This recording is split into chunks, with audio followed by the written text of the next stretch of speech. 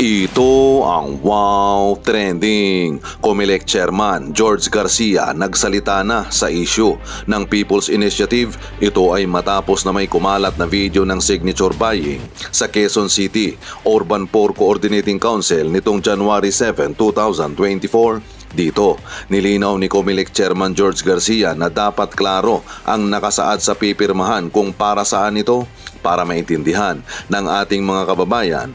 At base sa report ng mga netizen sa iba't ibang lugar, may mga pinapipirmahan sa kanila pero hindi naman nakalagay kung para saan. Meron ding mga nagsabi na kapag hindi ka pipirma sa nasabing People's Initiative ay hindi ka bibigyan ng ayuda sa halagang 100 to 200 pesos. Maliwanag na ito ay panlilin lang sa mga mahihirap nating kababayan dahil sa Pilipinas mindset na ng mga politiko na kapag may pera, suhol, ayuda o ano pa man yan, madali lang maloko ang iba sa ating mga kababayan dahil nga taghirap ngayon sa Pilipinas. Yung pinapipirmahan sa barangay namin ay ayuda daw iyon at yung pirma katunayan na nakatanggap ng ayuda sa barangay, wala namang sinasabi na People's Initiative. Dito sa Davao, marami na silang pinapirma tapos kunin ang precinct number mo tapos sabi nila tupad daw ng PBA party list na si Mig Nograles. Ngayon, iba naman ang sinasabi nila long term daw ng mga barangays, baka yun na yun, sinasabi nilang chacha. Office. Yung 10,000 signature, Sir Ted, ay ibibigay sa local Comelec namin. Tapos yung local Comelec namin, Sir Ted, titingnan kung talagang 10,000 yon. Tapos mag-i-issue siya ng isang form. Ang tawag doon natin ay Annex B. At yung form na yon ay isa-certify niya kung ilan yung mga nakita niyang signature. Halimbawa, 10,000. Yung pong Annex B na yon o yung form na yon ay i-attach sa petisyon na ipapile po sa main office ng Comelec. Take note po, Sir Ted, maiiwan yung 10,000 signatures doon sa local Comelec namin sa opisina ng bawat election officer namin, munisipyo man yan o syudad. At pagkatapos po, pag nakita ng main office ng komisyon na sufficient naman pala inform at saka substance na andun mismo yung binabagong probisyon ng saligang batas, ay aming uutusan yung aming local Comelec o sige, i-verify nyo isa-isa yung mga signatures kung mga botante talaga yan. At number 1, number 2, kung yan ay mga signatures talaga na mga botante base sa records natin. Okay, so nangangahulugan po na dapat unang-una yung pinapipirmahan na papel doon po sa botante, malinaw kung ano ho ang gustong mangyari ng petisyon. Klaro kung ito po'y saligang batas na pinag-uusapan natin, ano bang provision ang gustong baguhin sa pamamagitan ng pirma at ito ho ba'y dapat nasa wikang kauna-unawa sa botante? Dapat po yun naunawaan ng botante, Sir Ted. At siyempre po, yan ay kasama sa pag-uusapan namin sa komisyon kung sakaling makarating na sa amin yung formal na petition na naka-attach yung mismong requirement na nire-require ng ating patakaran at the same time yung batas na umiiral natin. Tama po, dapat nauunawaan at naintindihan ng mga kababayan natin yung kanila pong pinipirmahan. At samantala, may bagong birada naman si Captain Dado sa Administrasyong Marcos. Ito ay matapos na kumalat ang balita na tatanggalan daw sila ng pensyon ni General Macanas. Ayon pa ni Captain Dado sa kanyang blog na maghinay-hinay ang administrasyong ito dahil yung mga aktibong PMAers kung makita nila kung ano ang ginagawa ng Administrasyong Marcos sa mga retiradong PMAers, abay baka iba na ang mangyayari at sigurado na kapag mangyari yun ay sa kangkungan sila pupulutin. Macanas, hindi PMAer, non-PMAer. So, yun yung yan, nandun tayo ngayon. Tatakot kayo na kasuhan yung mga PMAer? O dahil sa meron kayong sinasabi na tatanggalan nyo ng pensyon ako at saka yung si Macanas, parang kino-communicate nyo dun sa mga nagmanifesto ng mga PMAer, lumagay kayo sa ayos at tatanggalan namin kayo ng pensyon. Again, that is a showing ng pagiging oppressive, no? Entitled ka ng batas ng magkaroon ka ng pensyon. You serve the country. Ba't nyo ngayon tatakutin na tatanggalan ng pensyon yung tao? Di ba? You're creating more enemies when in fact you need more and more na mga generals na kakampi ninyo. Hindi eh. Pagka yung mga general na yan, nilagay nyo sa alanganin, yung mga nakaabot sa kanila nang sila yung mga tiniente pa, kapitan, major, colonel, hanggang sa nag-general, 30 years in the service, therefore 30 years of span na may mga nakasama yan. Kahit enlisted man na dati mga private, ngayon mga master sergeant na o sergeant major na. So, it's a long line in the pipeline. So, hinay-hinay kayo sa mga binibitawan ninyong salita, administration, hinay-hinay. Because, pagka nakita yan ng mga nasa aktibo, ganyan palang gagawin ninyo sa mga retirado. Wala kayong pakialam na hindi nyo man lang tanungin yung opinion namin tungkol sa mga NPA na yan. Ang daming namatay na sundalo, mga kabatchmate ko namatay, yung mga ganun ba. So, hinay-hinay. And that's, biglang tatanggalin nyo ng pensyon kasi lumaban, nag-iingay. Nagtatanong nga, in fact, na sa gobyerno. Kaya mali yung style Pananakot kasi, yun yung peg. Pananakot, pag-oppress, paglihis sa katotohanan. Kaya, pagka ganun yung klase ng gobyerno, walang pupuntahan yun, kundi down the drain. Sorry, sayang yung boto namin, sayang talaga, sinayang mo. Kaya nga BBM, you shape up, ganun lang, huwag kang magagalit ka, pag nagsasabihan ka ng mga tao, no, you serve the people. Congress, Senate, you serve the people. All government. Kaya nga ako, ayoko sa gobyerno Ayoko nang ako'y napagsasabihan na kulang pa yung serbisyo ko. Private citizen ako. That's why ako yung boss. No? Nandun ako, nakalagay. Boss ako. People of the Philippines. Diba? Nandun ako. Yung kategorya na yon. Pero itong mga tao sa gobyerno, isipin nyo, may mga asawa rin yan, may mga kamag-anak din yan na nagrereklamo rin. So, where do you, hindi pwedeng matigasan. Kinakailangan you address the concern of the people. Ganun kasimple. And part of that concern is, respetuhin nyo ang mga Duterte, respetuhin nyo dahil sa yung boto ninyo nanggaling sa mga supporter ng Duterte. Ganun kasimple yung equation. Birahin nyo yung Duterte, magagalit yung taong bayan sa inyo kasi tarantado kayo Hindi namin kayo nilagay dyan para tigpusin ang mga Duterte. Yun Diba? That's why you have to perform better than Duterte, the old man. You better perform better than Duterte, Digong. Para makuha niyo yung respeto ng taong bayan. Ganong kasimple yung formula. Anong ginagawa nyo? Binibira nyo. Pati yung anak, binibira nyo. BP. Uniteam. Wala. Sa kangkungan kayo pupulutin talaga. And if you insist in doing that, yung ginagawa nyo ngayon, all the more na nawawala yung suporta ng taong bayan. Ang laging comment nyo na nadidinig ko, nabudol kami. Sa mga text, nabudol kami. Buong pamilya ko, sumusuporta sa inyo. Buong angkang ko, marami kami. Meron nga dyan, 10,000 kami. Paano ba yung pirma namin, papadala namin? Sabi ko nga, ilang beses ko na sinasabi, tatalakayin ko. Pero hindi ako nagmamadali dahil sa hinay-hinay lang yung timing. Yung konti-konting ganyan, okay, manageable.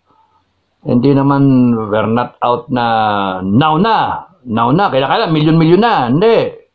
We have until, siguro June 30, para makakampleto ng 2 years ang si BBM, meron siyang 6 na buwan mula ngayon, para maipakita na nagre-react siya, nagre-react ang gobyerno, hindi yung dinadagdagan pa yung kanilang kabruskuhan, kanilang arugante, yung ano yung term na yon?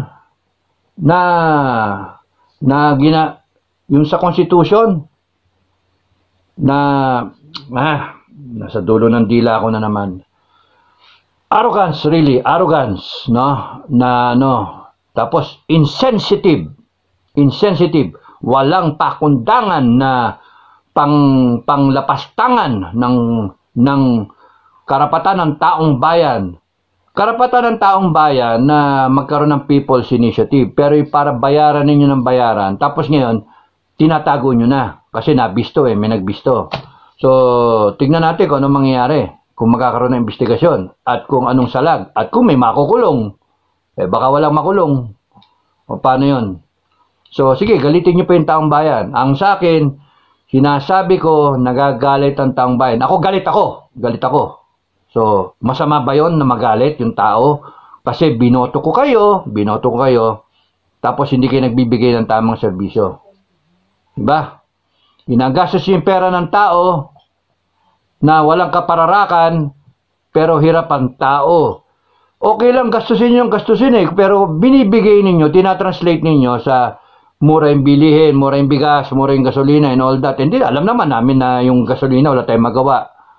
Pero ang dami nyong pwedeng gawin para masuppress yung paghihirap ng tao. Ang ginagawa ninyo kasi, sinusuppress ninyo yung freedom of expression. Ino-oppress ninyo yung tao. Mali kayo.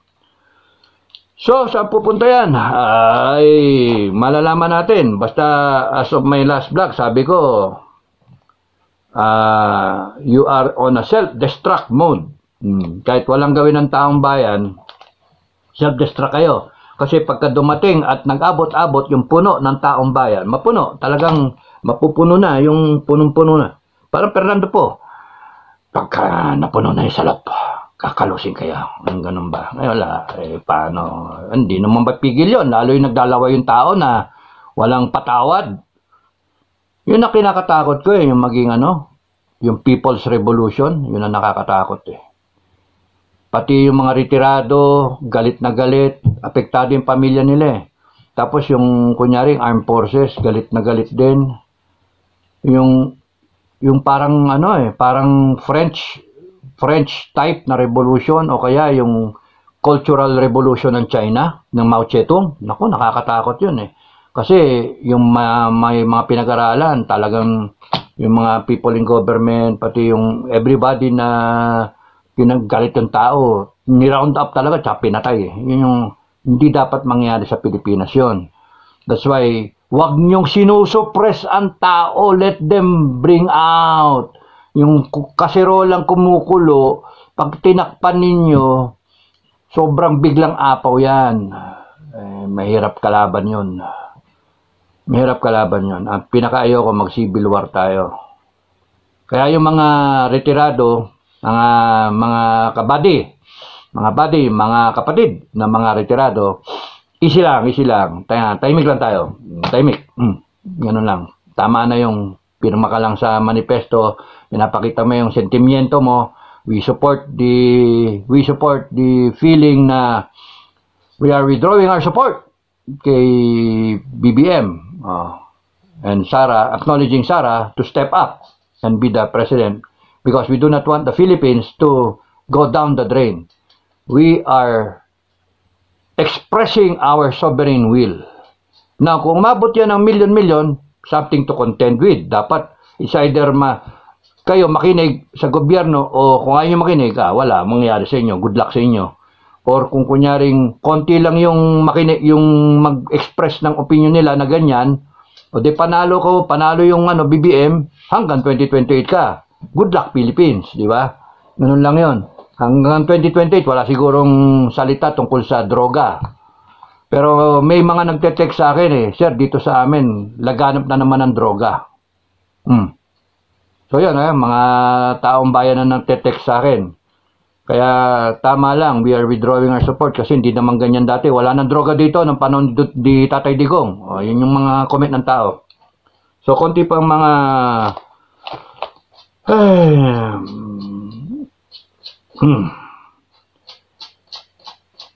nagbalikan ang mga drugs. Panahon ni President Duterte, wala na sana. Pero ngayon, nagbabalikan sila. You see that? How can you claim na we are in good hands? Di ba?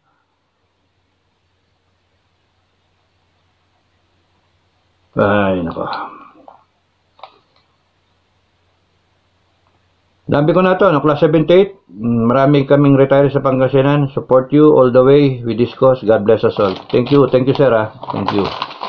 Hindi lahat ng mayor kasi magsasalita, tahimik na yung buhay. Pero yung iba, nakakatuwa. I appreciate my my upperclassmen and my juniors, no, my underclassmen, who really appreciate na what the Filipino people are saying, what they are thinking, no, and they are one dito sa manifesto. May manifesto na umiikot na dalawang grupo nga yan ng PMayor Yung isa, yung nauna, na manifesto for support kila Doc Lorraine tsaka kay Caselis. Merong isa pa is yung yung grupo nila General Rio ba yun, na mga PMayor din yun nandun na na kasuhan yung mga yung nakasama kay yung sa PDAP na scam. Kung ilang senator yun tsaka congressman. 100 yatang congressman yun at 12 na senator o 20 senator. So iba-iba. Do not expect everyone to state na kampi sila sa inyo, no? Hindi, doesn't work that way. Kumbaga sa patatas o kaya sa kamote, hindi tayo sabay-sabay maluluto, no? Merong maagang maluluto, merong matitigas na matagal maluto. Parang kamoting kahoy nga, matagal maluto. So, ang bottom line yan, tinanong na yun sa akin sa interview ng SMNI yung mga PMayor. I cannot speak for them, ang sagot ko. I cannot speak for them. I'm speaking for myself, no?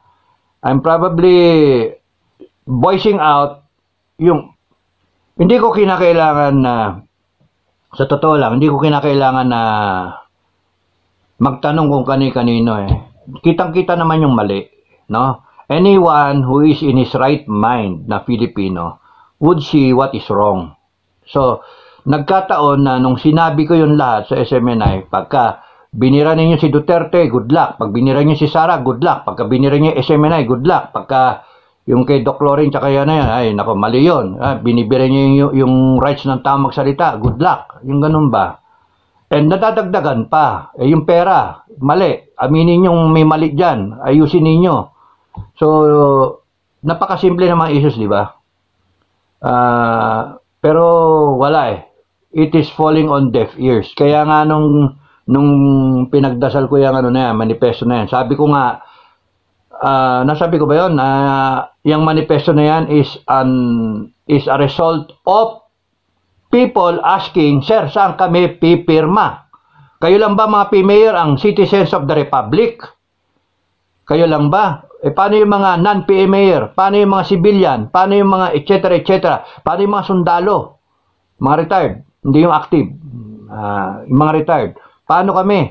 Saan kami pipirma? O nga no. Kaya sabi ko, regalo ko na lang na magkaroon ako ng manifesto. Dinasalan ko yung manifesto. Imbis na demands lang, kagaya no sa PMA, naisip ko, walang sumasagot, walang mukhang barumbado pa rin, arrogante. Sige, withdrawal of support para matauhan kayo. The withdrawal of support. May pumipirme. Kasi ang pumasok sa akin, nung aking anghel na de la Guardia, ang binulong sa akin, Vox Populi, Vox Dei. Napakasimple, di ba? The voice of the people is the voice of God. Ganun kasimple. O nga, no? Sovereign will. Sige, I'm withdrawing my support kay BBM. Di yun na. So yun, na-form siya, yung manifesto. Because kung hindi nyo na-address yan, maraming magwi-withdraw pa ng support. Yun yung punto.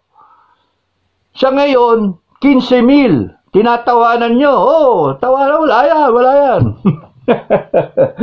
Pero kung hindi nyo na-address yun, madadagdagan, magiging 20, 50, 100, kalating milyon, 1 milyon, hanggang sa dumami bigla yan. Ang kailangan lang dyan mga issue na dadagdagan, hindi nyo na-address. Bagkus inaano nyo pa. Ginagatungan nyo pa Kita nyo na nga may apoy. Kung saan may apoy, may usok. Kaya nagre-reklamo yung taong bayan. Ngayon, nilalagyan nyo pa ng kahoy na tuyot na kahoy o kaya ng malalaking uling. Magbabaga talaga yan. Mapapaso kayo sa gobyerno. Kasi ang kalaban nyo, taong bayan. Hindi mo pwedeng kalabanin ang taong bayan na kalabaw. Kayo langaw na dumapo sa kalabaw. So hindi pwedeng supilin ang taong bayan. Yan ang nagluklok sa inyo, taong bayan. We, the sovereign Filipino people, we know our rights. Hindi nyo kami pwedeng takutin. Alam namin yung kinikuluso namin. At kahit saan man to humabot na hukuman ng demandahan, acquitted kasi kami, we are exercising our sovereign will. I know for a fact, binoto ko ikaw, BBM, binoto kita. Hindi ko binoto asawa mo. Hindi ko binoto si Tambaloslos. Hindi. So, I expect a standard to be met. Ngayon, hindi nyo minimit, hindi nyo sinasagot. That's why I am withdrawing my support. Sternly ko sinasabi. Firmly sinasabi ko. Ngayon, kung may sumusunod, kasi nga kayo, pare-pare si observation namin na budol kami. O, yun lang yun. At pagka yan, dumami, anong gagawin nyo?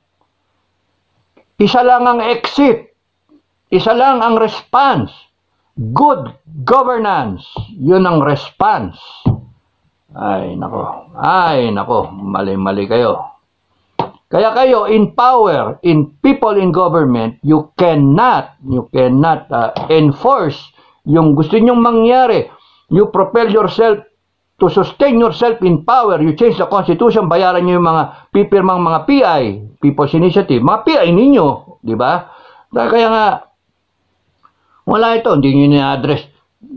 Yung sukle, hindi nyo pa sinasagot eh.